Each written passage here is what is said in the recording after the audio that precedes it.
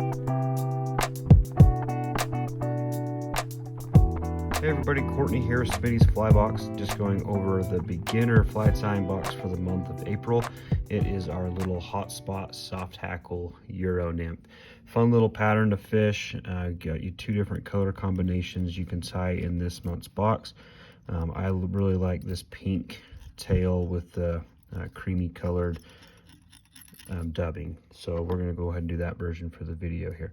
So I'm going to start my thread here. You'll notice I did put a few lead wraps here that you didn't get any lead in your box, but I like to always add a little bit of lead to most of my Euro nymphs, so I'm fishing deeper runs with them anyways, and it helps kind of build a natural taper to your fly. So I'm just going to build up a little thread dam up against that lead. You do not have to use lead for this pattern either. And I'm just going to bring my thread back to my tie-in point. So just kind of before that hook bends off into its bend there. I'm going to go ahead and cut out a length of Glo Brite floss, and I've folded that in half. I'm going to go ahead and fold it again. So I've got 4 strands of Glo Brite floss that will be hanging out the back here. I'm going to put that right on top of the hook shank, bring my thread up and around, and grab that floss with my thread, and now just position that up on top of the hook shank while I bring my thread forward.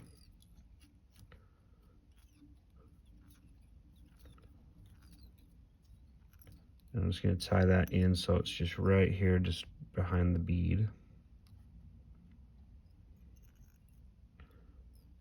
And then I'm going to fold everything back and wrap back. This just helps just make that tail super secure, but also we're building up the thickness of this tail. I like these hot spots to be noticeable, so I'm going to have 8 strands there essentially hanging out the back, and I just cut that tail so it is just past the bend of the hook.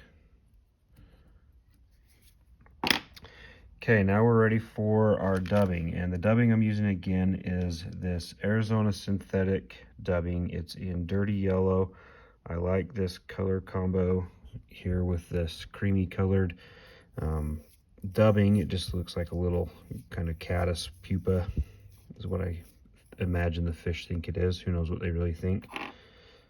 But I like to, this dubbing's pretty coarse, so I don't try to do a whole bunch at once. I just add a little pinch, and this is a shorter shanked hook anyway, so you get too much and it really bulks up that body, and it gets hard to roll it on super tight. You can see here I didn't get that quite tight enough, so I'm gonna go ahead and just trim out some of that really brushy stuff that didn't get rolled onto my thread, and add a little bit more. So again, I just use a really sparse amount as I go, and I really try to get it on as tight as possible.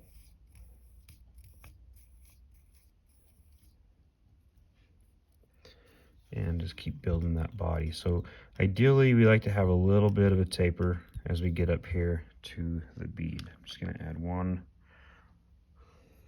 more little pinch of it.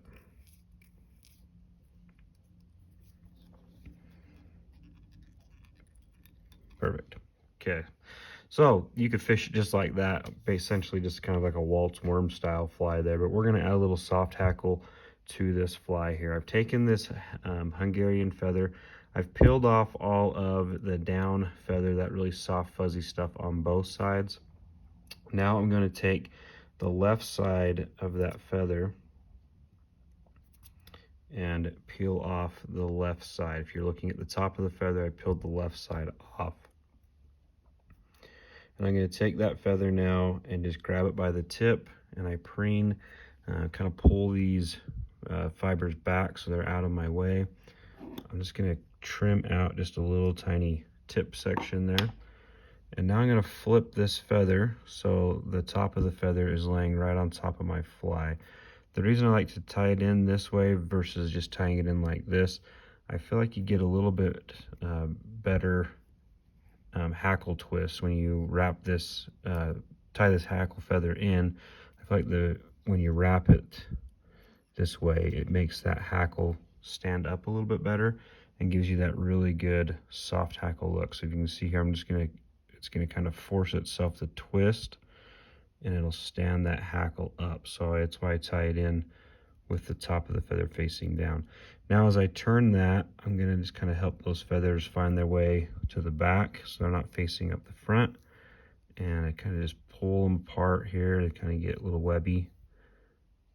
You can kind of see how that really starts to stand out. Makes a really beautiful soft hackle collar.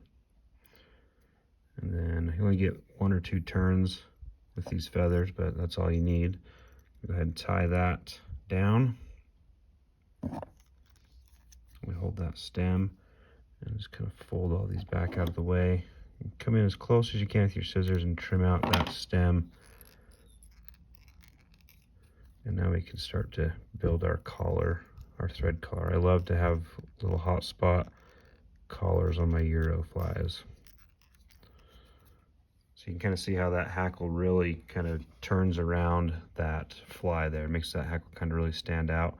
Well, I think it looks really pretty that way.